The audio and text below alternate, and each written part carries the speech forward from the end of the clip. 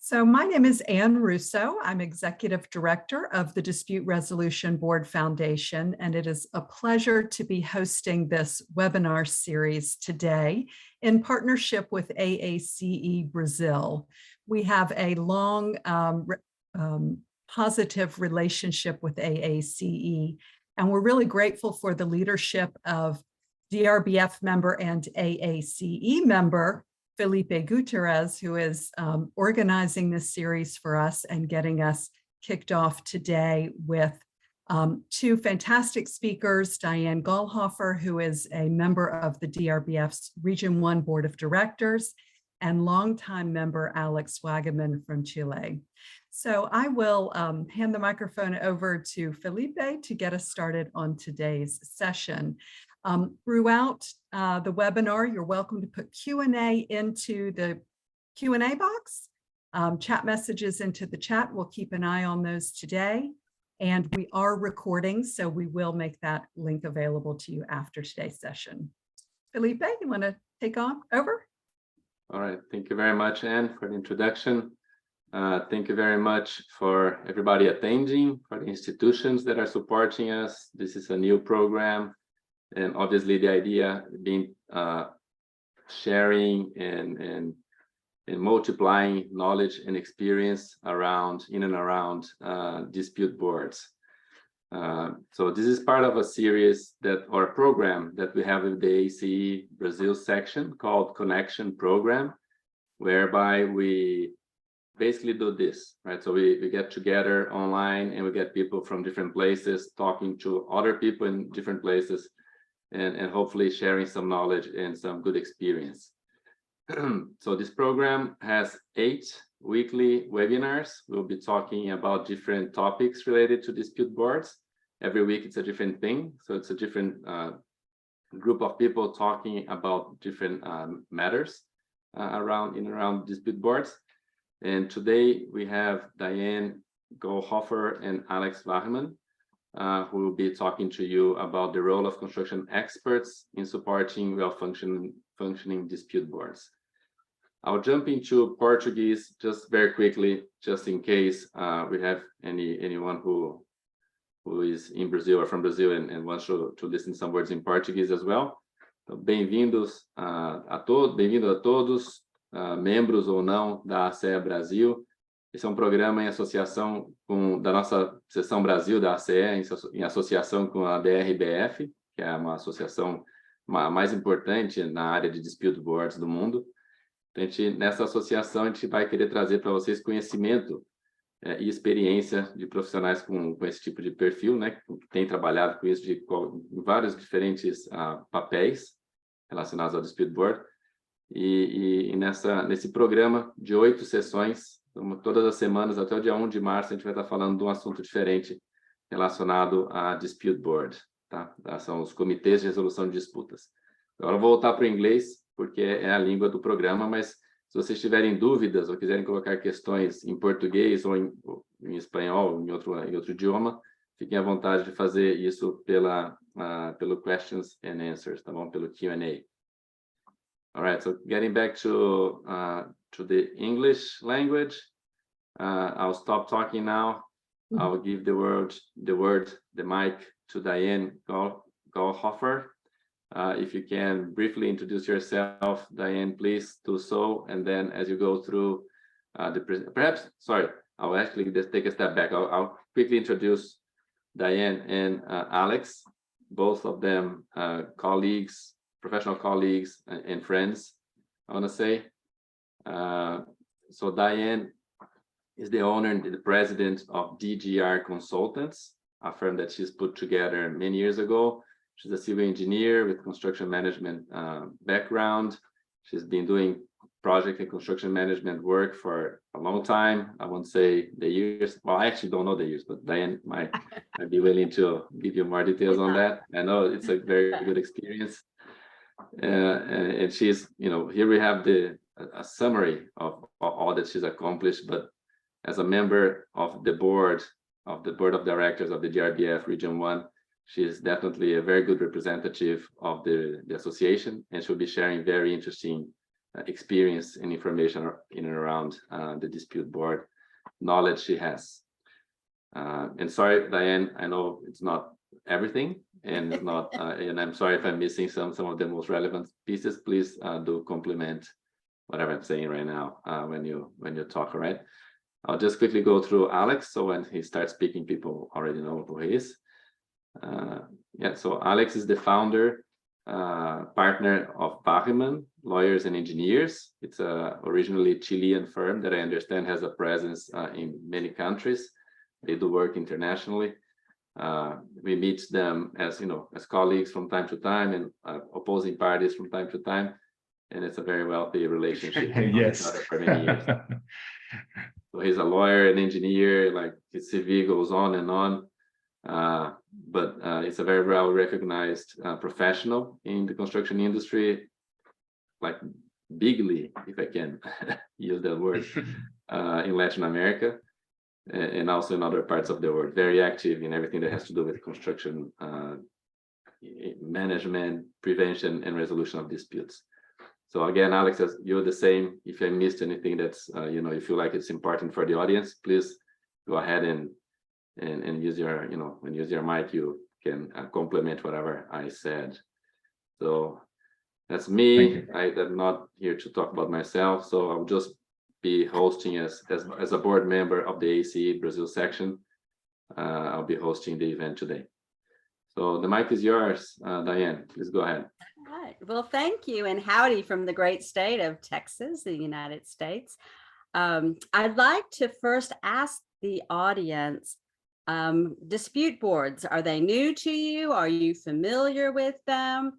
We thought that since this was the first in a series, we kind of go through an introduction of what is a dispute board.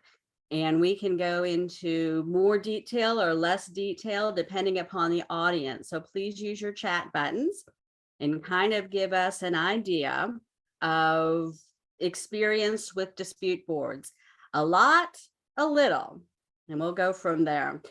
But to start us off, what is a dispute board?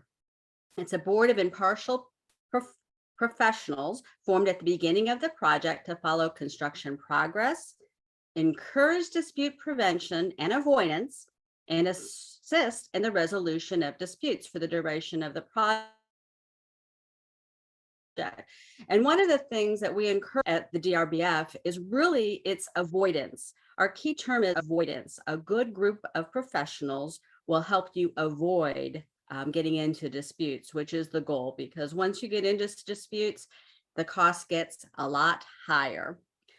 DB can also, it has a lot of different terms, dispute review board, dispute resolution board, dispute adjudication board, etc. And so the first question of you, Alex, is what's mostly used in Latin America? And can you tell us why? Thank you, Diane.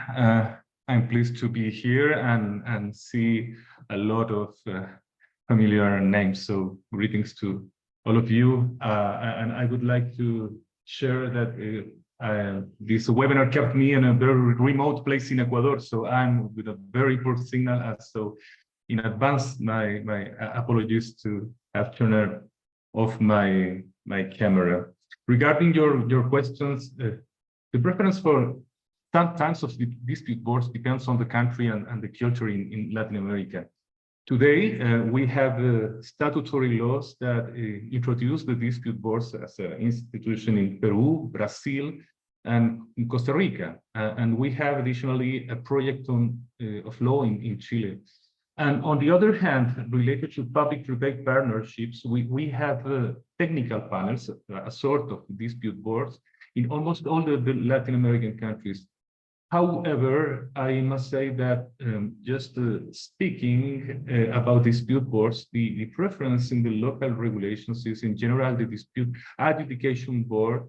Conversely, as far as I know, the case of the United States. Sounds good. Sounds good. Well, we're getting a few chats in, and it looks like I'm seeing mostly experience. So we'll go through these other slides kind of quickly and get to really the heart. and has some dialogue and discussion about some of the nuances with disputes boards. So I guess next slide, please. So a little bit about the history. The history goes way back into the 70s, and it started with the tunnels. And if you can imagine the tunnel construction going through the mountain on a highway, one of the major highways going through Colorado, there was bound to be disputes from this bore.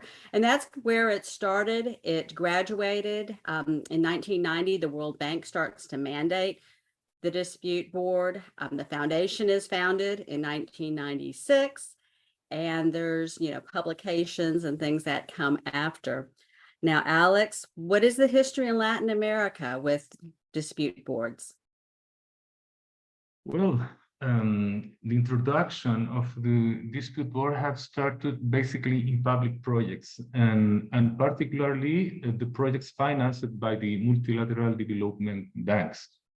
The reason of that is from 2005, there is an agreement between the World Bank and FIDIC in order to use this contractual standard in the projects financed by the World Bank.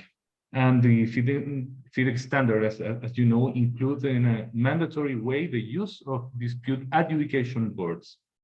Mm-hmm. However, in the last years, I have seen that in sectors with long-term projects, dispute boards are being used too. This is, for instance, the case of the mining sector and the power sector. In both areas, I am currently acting as a dispute board member, and I have seen that the parties have today some previous experience operating with a dispute board. And additionally, I would like to highlight the experience of Peru. Peru right now is leading the introduction of the dispute boards. They have into their statutory law the dispute board in public works and also in the public-private partnerships. Mm-hmm. Well, that seems to mirror a lot of what's happened in the United States with the public works. Public funding has been a huge draw on these bigger, complex projects that it's helpful to have this dispute board. All right, next slide. So this is kind of the alternative dispute resolution continuum. And many of you have probably seen something similar to this. When projects start out, everybody is getting along well. And when issues or concerns or things start coming up on a project, typically, if they can be resolved quickly, it's a low cost and low time. It just gets resolved in the field and everything continues and rock and rolls along. As time goes on, though, and these issues fester, typically it takes more time, more money, and you lose control over the issues. And where we really see the dispute resolution board is right between the green and the yellow, kind of where we're getting into the cautionary area. And a really good dispute resolution board will be on early enough to where I like to see them working with the partnering. And the partnering, encouraging resolving disputes and talking about dispute resolution boards so that it can be resolved with even before having a dispute resolution board hearing. And we'll talk more about that a little later. But once you get beyond that dispute resolution board period of informal discussions, avoidance, and time marches on to where you start to have hearings, it's still in the yellow. It's still not bad. Once you get out of the yellow, though, and you start getting into the mediation, arbitration, settlements, jury trials, as you can see, it takes more time and more cost. And so we like to just see that dispute resolution board activated early, resolve issues early, and not even get to, mediation and arbitration. I don't know how you've seen that continuum. Alex, do you want to talk a little bit about what you've seen in Latin America? Yes, but I would like to start saying that I really love this ADR continuum. I have seen this featured in different publications. I don't know who is the owner of this work, but it's really helpful to understand how the conflict is escalating. And basically, I must say that usually in Latin America we are in the red area. I have seen in Latin America some reluctance to introduce the dispute boards, particularly the owners. In practice, it means that the parties tend to use the dispute board in ad hoc fashion. I mean, in order to resolve the disputes when the conflict arises. And it seems to me that for a Latin American culture, it's more easy to understand a mechanism similar to a mini arbitration or pre-arbitration instead of a professional panel supporting the parties during the project execution.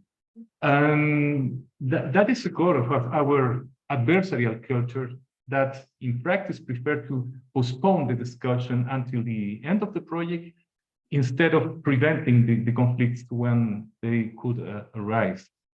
And we could find a lot of cultural explanations for that. For instance, the willingness of the owners to have some asymmetry in the relationship without third parties as a dispute board auditing the process. The usual lack of trust between the parties and the trend to avoid the introduction of third participants into the budget in the sense that they don't add value.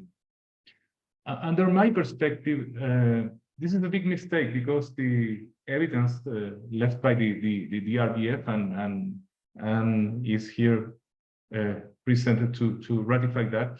The information that you can find in the DRBF show that this dispute board avoid the judicialization in more of the 95% of the cases that have dispute board. That's very true. You know, it's interesting. We've seen the same thing here with owners where, you know, they kind of want to resolve it on their own. The contractors, the field staff, they want to resolve it on their own. And like you said, not bring in third parties. But you continue down that road and you miss an opportunity to resolve things. And coming from an owner's side of the house, I have very much seen that. Let's talk a little bit more about the kind of what makes up the DB board. If we can have the next slide. So basically, this is a board of impartial professionals. Oftentimes, it's a selection by the owner and then a contractor and then a third party is selected jointly by them. We now definitely recommend a joint selection by owners and contractors where you put together a qualified pool of individuals, experts in whatever construction that you are getting ready to embark on, whether it's tunneling, transit, highways. And really the panel is made up of all those folks that have been trained and are knowledgeable about the industry. And then jointly selected by owners and contractors. This has vetted a much more impartial board and one that is satisfactory to the team. Sometimes it can be one, but typically on these bigger projects, it's 3. It can be as many as 5. You know, that does definitely vary on the needs of the project. And again, the key is that these folks are experienced in the type of construction, experienced with the project delivery methods. If it's a design build, if it's, you know, a CMAR, if it's DBOM, design, build, maintain, operate, that helps as well. And experience with avoidance and the resolution, again, the focus being on avoidance, neutral, no conflicts of interest, ability to interpret the contract documents and analyze, trained in the dispute process, committed to the code of ethical conduct. And this is huge. This is one that everybody at the DRBF is committed to. You're trained and you're focused on, you know, ethical conduct and complementary other skill sets. And again, this gets into where experts can really get into this panel.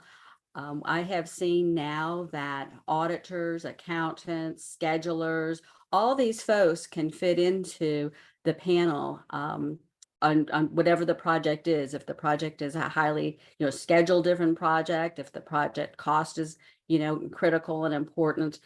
Some of these skill sets are really important in being able to avoid these kind of disputes. Now, I know, Alex, you've written an article on this very topic. Do you want to tell us a little bit about your findings? Yes, thank you. We could get stuck in the slides for hours, it seems to me. And I would like to add physical conditions, availability in terms of time, and be fluent in the language of the contract. Regarding your point, I wrote an article about this topic, and the name of this basically is a column in Spanish is la razón del aparente fracaso de los dispute boards. In English, is the reason of the apparently failure of the dispute boards. And some years ago, the Latin American governments and the parties started to say that in Latin America, dispute boards were useless, considering our native culture. But under my perspective, the problem here was not the dispute board as a contractual tool, but also the inadequate selection of the candidates. It's important at that point to bear in mind that a good expert, technically qualified, it's not necessarily a good dispute board member. You need to have additional skill and not just the technical skills. And on the other hand, the owner imposed the use of the dispute board sometimes in the contract without training to the users. So under my point of view, and that was the core of my column, the problem is resolved if the projects have three key factors. The first is having a good sponsor. In the case of Latin America, the sponsor is usually the Inter-American Development Bank, sometimes supported by the government, but mainly the IDP. Second, that the dispute members should be duly qualified. As I mentioned before, it's not just a matter to be qualified in technical aspect, but also the dispute board member have to have skills related to human relationship with the parties, to be able to create confidence during the visits on site. And finally, adequate training to the stakeholders in order to understand the essence of the dispute boards in the contracts. I have seen, and particularly in Latin America, that in most of the cases, the parties trying to manage a contract with dispute board as a simple public work contract. And when you are operating with the dispute board, you need to know that it's very important, the collaboration and providing the information that the dispute board needs. I agree. Excellent points. Excellent points. Thank you for sharing that. Let's talk a little bit about the activities of the dispute board. If I can go to the next slide, please. So the contracts and specs need to require a dispute board, and it needs to be spelled out on what expectations there are in there. It's organized when the work begins. This is critical. Although I have seen some organized later on, they're typically not as successful as when they are organized early on. They regularly meet with parties. This is typically done. It can be done monthly on complicated projects, quarterly. I have seen it done less than quarterlies. Again, it starts to lose its ability for dispute avoidance when it's not quarterly. Now, I have seen recently with, COVID and some of the things we were facing that, sometimes now it's a virtual on a quarter, and then the opposite quarter is a site visit. It's important for the dispute board to come out and look at the site. That's kind of been critical as well in avoiding things that are coming up. But in the contract will typically spell out kind of what its idea of the contract, also as well as the process and procedures, the operating procedures that it expects the board to follow. One of the first tasks of the board is to kind of review that operating procedures and adjust it and make sure that it works for the team that is building the project, the owner, the contractor, and the key players to that. The dispute board regularly reviews the project documents, and again, that site walk is really, really critical, as well as keeping them, them participating and part of the project team. Because again, the key is we want to be avoiding disputes. Anything to add to that, Alex? Yes. As you mentioned, I understand that in this slide you are addressing the avoidance dimension of the dispute boards during the project. And regarding that issue, I would like to point out the syndrome that I call the syndrome of wanting to look good in the photo. Yeah. Yeah, the thing is that I have seen some unspoken effects of the dispute board presence on site. What I mean, when the dispute boards go to the site, the parties previously, and that's very normal, agree all the small issues related to the project. That's the sense of to wanting to look good in the photo. In that sense, the dispute board is a very powerful tool that provides an order to the project administration, and that is curiously in effect not a study. As far as I know, there's not studies that reflect how the parties improve the good communication and agreements in that small things during the project with the presence of the dispute board on site or even more before the visits. That's is a complementary point as you mentioned before. Yes, thank you for that. All right, next slide.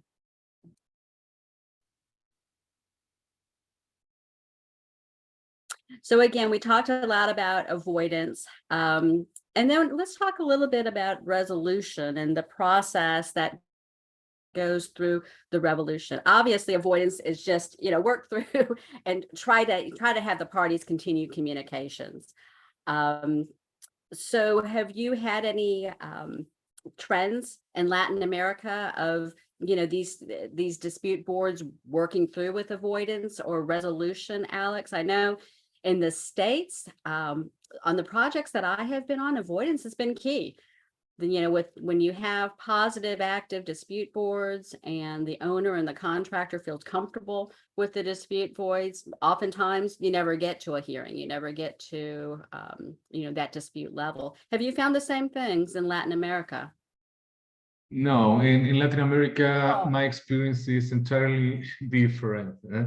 And regarding that, I would like to start saying that the Latin American region is one of the more adversarial regions in the world, and that is not new. You can read information about the level of trust in Latin America, and we are in the bottom line worldwide.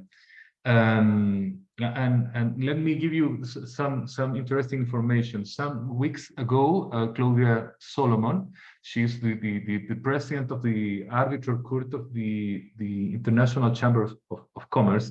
She visited Latin America, and during the visit, she pointed out that the half of the arbitrations under the court comes Mhm. from the construction center, and that is the important feature. The 50% of these processes are coming from Latin America. Oh, So wow. yeah, so basically, in few words, we are the very good clients for the ICC, and probably the best clients. Mhm. And the thing here is that the adversarial behavior have in practice some consequences. For instance, the parties prefer to have dispute boards ad hoc instead of dispute board standing. Even more, in my practical experience, I have been participating more in ad hoc dispute board instead of standing, because parties are not usually interested in the avoidance of conflicts instead of the dispute resolution services that the dispute board may provide. So is my experience compared with you is it's totally different.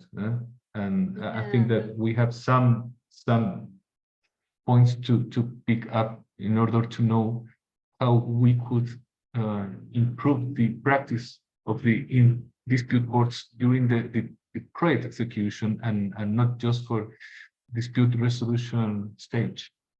Right.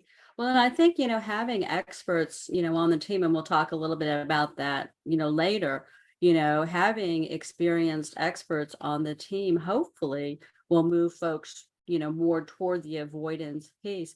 I know oftentimes people kind of agree on, why the dispute happened, and kind of, can kind of lay out how to resolve it. Where I see in the States, it's gotten really challenging is cost. Things are so much more expensive now. And I think that's what everybody starts to shy away from is resolution, because they don't want to have to pay, the big check at the end. But again, it's important to keep, the project whole, and for people to walk away with, what they walked in, and not lose a lot of money on either sides. But yeah, avoidance is key. So hopefully we can get Latin America more to the avoidance piece as well, as opposed to the resolution. But let's talk about the resolution. We can go to the next slide.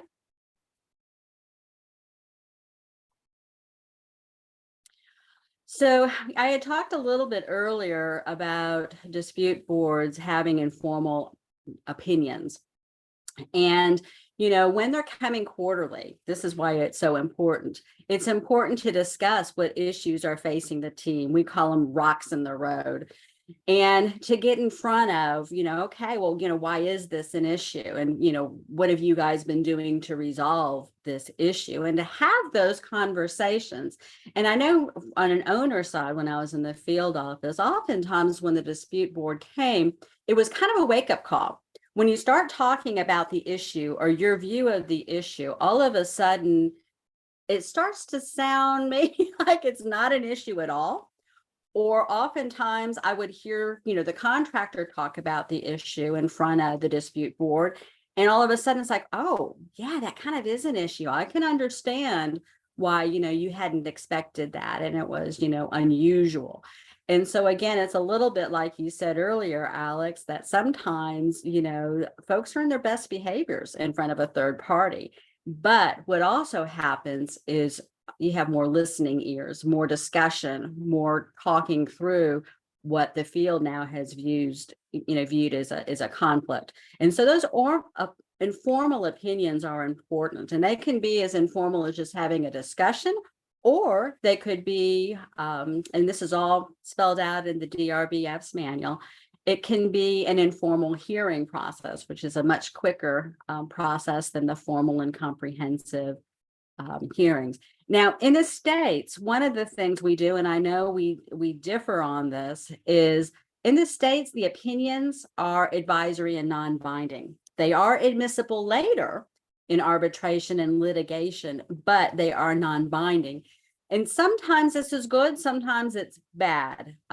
Where I have seen it is good is because the field office is like, oh yeah, come on out. Let us know what you think. It's non-binding anyway. If we don't like it, we'll go to the next step. And unfortunately, I have seen some that have gone to the next step. Unfortunately, this kind of ends up dismissing the whole concept of dispute boards, and they become less critical in resolving disputes, when you get further down the road.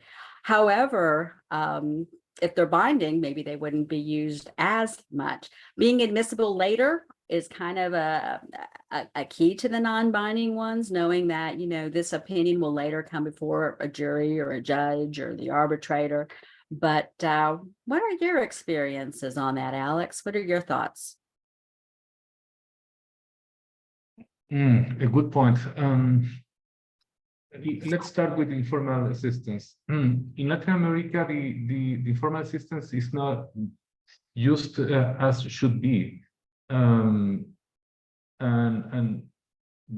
that's a pity, because the dispute boards are usually composed by experienced professionals that can share their experience with the parties.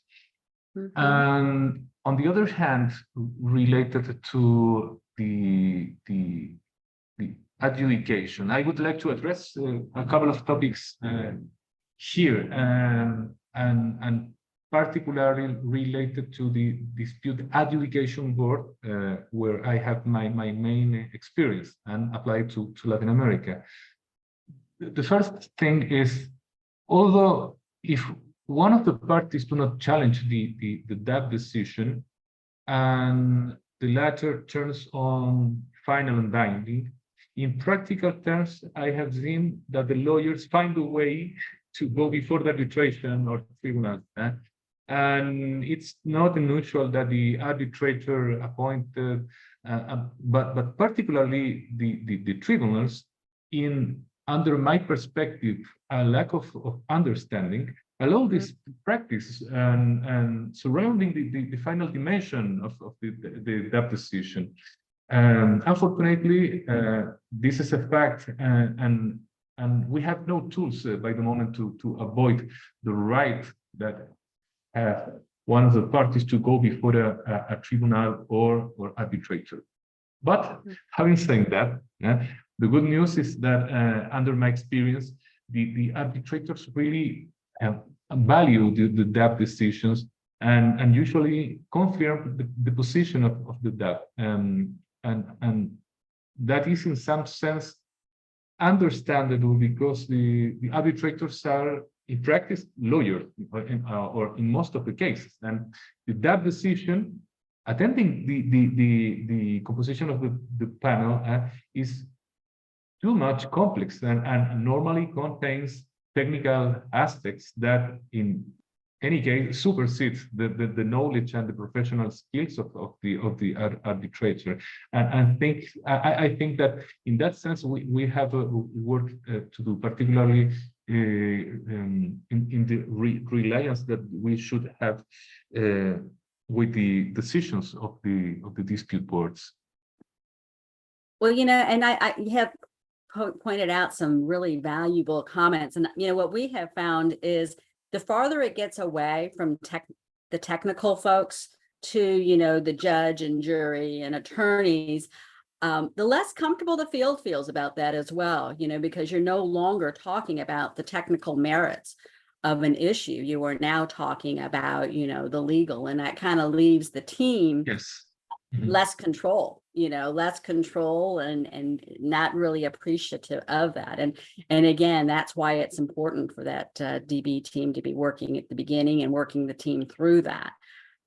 Because once it goes, and this kind of comes a study later, but once it goes to court, you may never see a good contractor again on a project. They may refuse to, do work for an owner just because it's not in their best interest to go to court. And so it's a little tricky when things are heard by folks that maybe aren't familiar with the technical complications of a project. Excellent points. So the types of projects that benefit from design builds, we've got a whole list of them here. And it comes down to, complex projects. tunnels, bridges, waterways, things where you're working with multiple jurisdictional authorities like cities, utility companies. The higher the risk of the project, the more important we have found to have design review boards in place. Dispute review boards in place. Lengthy duration is also another key. Oftentimes a field in the projects that I have seen, 9 months, you can get through 9 months, what the heck? But when a project is 2 years, 3 years, 5 years, these fights don't go away. They just continue to build, and the pressure of being in that situation for 3 to 5 years on a complex project, it's very stressful for the project team to get the project done without having issues and disputes. Have you found similar experiences, Alex, or has yours been different than that? I would like to starting with a general consideration and then focusing in Latin America.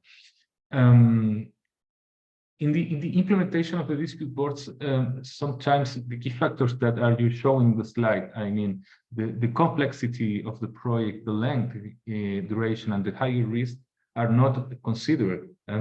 The last year, I wrote an article related to the project delivery methods. I mean, the design, build, design and build, contract management, and construction management, collaborative methods, and the link with the decision to implement the dispute board considering those methods. And what appears? It appears that the international evidence show that the choice to implement a dispute board do not depend on the delivery system. This is unbelievable. And even more, the key factors as the complexity or direction of the projects are not considered as well. And under my perspective, that's the big mistake. In practice, what is my experience? Dispute boards are implemented, and particularly in Latin America, when the sponsor is forced to do so. This is the case of the project financed by the MDBs. And the main, if not the only factor to be considered, is the price of the contract where the dispute board will be implemented. For instance, I have seen that we have within the participant a lot of friends from Peru. The dispute board are mandatory in a public law in contracts over 20 million of soles. That is approximately $5.5 million. I have to be right in the currency. But in contracts between 5 and 20 million soles, parties can appoint one sole member. Why one and not 3? Are you considering the complexity? Of course not. The only consideration to implement the dispute board is the price of the contract. No more than this. And I said before, under my perspective, this is a mistake.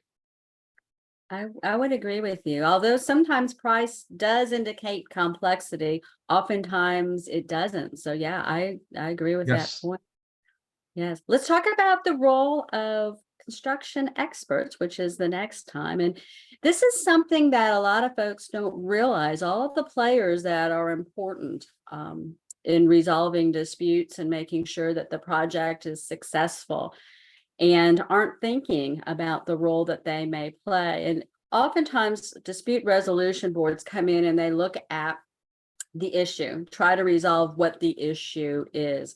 But once that dispute is, whether it's a dispute or whether it's an issue or concern, once that's resolved as to where the responsibilities lie, it rolls then quickly into the next steps, which is, the quantities, the costing, the payment schedules. Also, if there's any scheduling impacts, a lot of projects, it's a simple change. Okay, here's material, here's cost. But on these complex projects, very quickly, you run into impacts, schedule impacts, follow-on contractor impacts, milestones that are missed that impact vendors. So a lot of this creates problems that it's huge to pull in experts. The contract managers, construction managers are very much key, but oftentimes other experts are pulled in as well to give their opinions and positions. Making sure that the contract has been adhered to is important. And then you're timely resolving things. Now, I know there's a lot of other experts, but what is your take on this, Alex? Where else and where do the experts really play a key role in the dispute board's context? Well, under the concept of construction expert in Latin America, we have different professionals. However, I would like to point out that the construction expert provides support during all the project, in all the life cycle. And particularly during the project execution, we can see the figure of the contract manager. Commonly, the contract manager is identified as an engineer or some professional related to technical issues. Mm-hmm. However, in Latin America, it's not unusual to have the contractualista or the contractualist. Normally, it's a lawyer working on site that knows in detail the clauses of the contract. And this contractualist or the contract manager in general is very useful for the dispute boards because the parties have to follow some procedures. It's important to recall that even considering that the dispute board is more flexible than an arbitrator, we have some procedures to follow. And in that sense, the support of the contract manager is invaluable. On the other hand, we have the construction expert that intervenes in the expert witnesses in the dispute resolution processes before the DAB or the dispute board. And regarding that, I must say that I have similar experiences because it's right that the experts can provide information to the dispute boards using international methodologies that the professionals on site not necessarily handle. For instance, quantum and delay very developed, particularly in the Anglo-Saxon countries. But on the other hand, I prefer, if it's possible, when I have to issue a decision, having the information not processed, more clear, coming directly from the witness on site. And in that sense, I prefer to have the support of the expert, the construction expert, just for particular points or disciplines. I agree with you. I think those positions and points sometimes are missed in, a lot of the documentation and all the fog of everything. Absolutely. So one of the things I wanted to talk about a little bit, and I know we're running short on time. If anybody has any questions, please shoot that to us. But just very quickly, a case study, and my background is on the owner side. I was with Dallas Area Rapid Transit overseeing the construction program for about 25 years. And as you know, a lot of transit and light rail programs, you build them in phases, and every phases we thought we would get better in the phases, and we would do different things and break out and do different things. And so I was involved and have been involved in all these projects with the evolution of DRBs. If you can go to the next slide, please. I'm sorry, Philippa. Yeah, there you go. So, there's things that you really learn on these projects. And again, when you're starting on these projects, you think you're invincible. The owner gets along with the contractor, everybody is getting along in the partnering meetings, and you're thinking, why have a dispute board on as a retainer? It's a cost. it is a cost to have this dispute board coming every quarterly. You're looking at transportation costs, you're looking at hourly costs of folks coming. And so as an owner, you ask yourself, is it worth it? We don't really want to pay for this because we get along. We get along great, and we aren't going to have any disputes. It's a great team.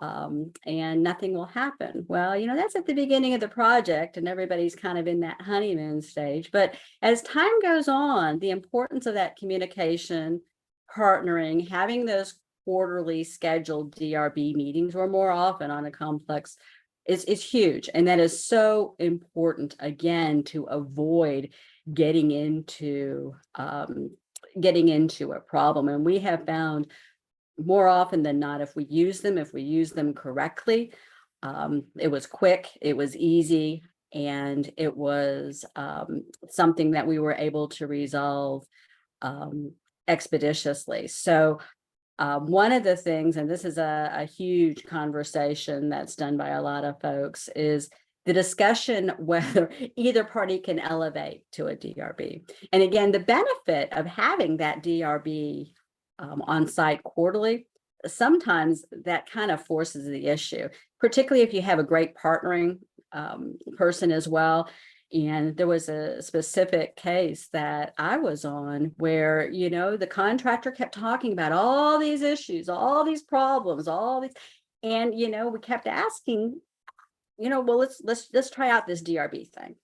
And they didn't want to do it. But finally, the DRB, the partnering, all of that kind of came to a head and was like, well, why don't you want to go there?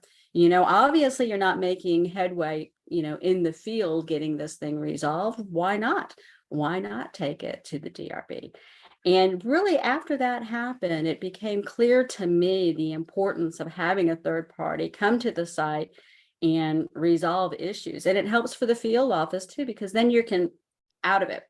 In the old days when we went down the legal path, the arbitration, the mediation, going to the administrative law judges, we all had better things to do, and it would take years to get there. And most of us would forget even what the project was about by that time.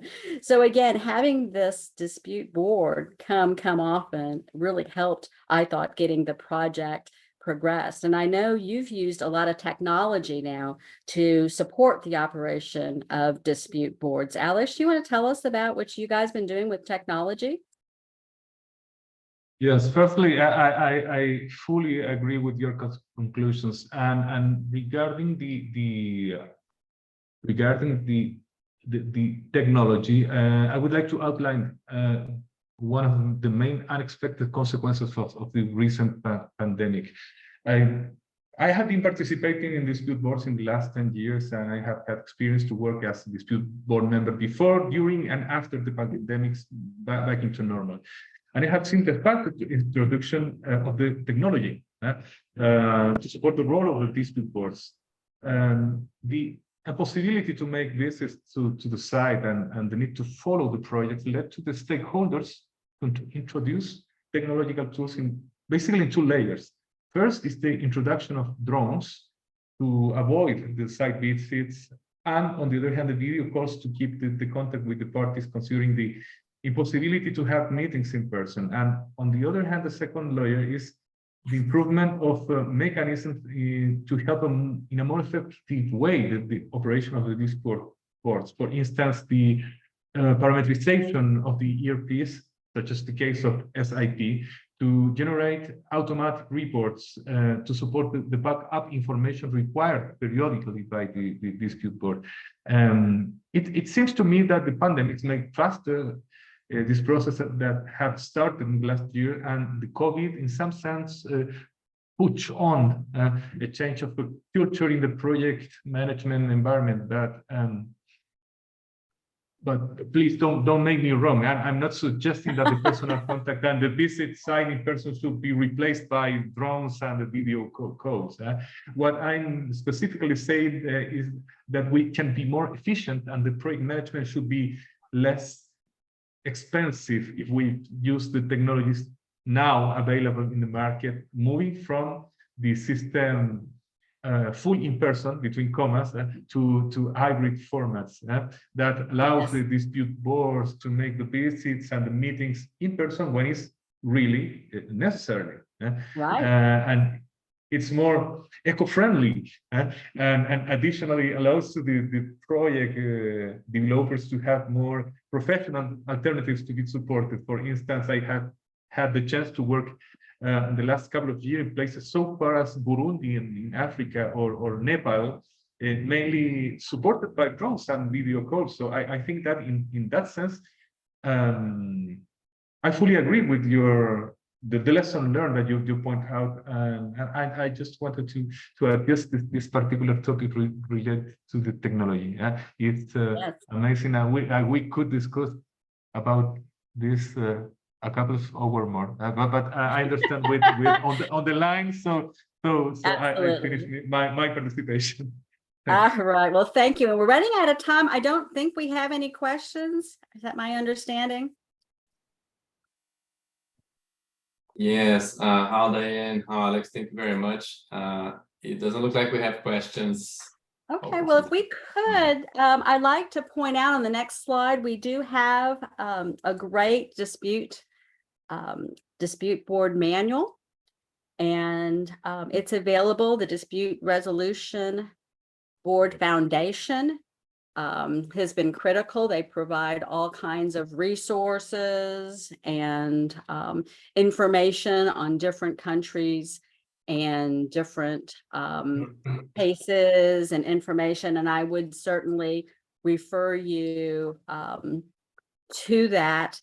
And I think, Felipe, you got your little screen up there again, but I would also offer, I guess, a couple of slides down, our contact information. If you guys have any questions or want to talk a little bit about this presentation or want to, just chat, we left our contact information there as well. And please feel free to contact any and all of us. We're all experts in this arena, some strengths in different technical areas than others, but would certainly offer that. The other thing, we're going to have some administrative and practice workshops coming out. We've got one January 25th through the 27th with DRBF for the international group. And then we've got another workshop February 23rd through February 24th for Region 1 as well as Canada. You can find all these workshops, other events on www.drb.org. I would, request that you all look at it and join us, and we hope to see you there or at one of our next conferences. So, yeah. All right. So thank you very much, Diane. I'm sorry we are running out of time. It was amazing. We're running out of time. Really Yes, wish, sir. yeah, I really wish we had more time to keep discussing, keep talking about all those fantastic insights. I found it fascinating, just to think about that the US is very litigious, Latin America is very litigious, as Alex said, and then the dispute board experience is so different, right? It's working in such a different way. It's working in both jurisdictions. So it's I think part of this program is just to talk about those things, start thinking more about those differences and lessons learned from one experience to the other. And very briefly, one last thing before we go, because it's already we're already on the time. So this is, as I said, a weekly program. So next week on the January 18th, at the same time, we're gonna have practical challenges and opportunities in the use of DBs, dispute boards, in construction projects globally. You're gonna have Romano Alioni as representative from DRBF number Region 1, Marcela Radovic from DRBF Region number 4, and Aldo Matos will be the rep for AACE Brazil section, hosting the event. So again, another very interesting program. Before I shared the link where you can find more information about the entire program. So final word, if anybody else wants to say something, please go ahead and do it. But just a final word to thanks, big thanks to Anne Russell with the support from the DRBF, all the institutions involved, Diane for brilliant sharing your experience and your knowledge, as well as Alex Wachman. It was amazing.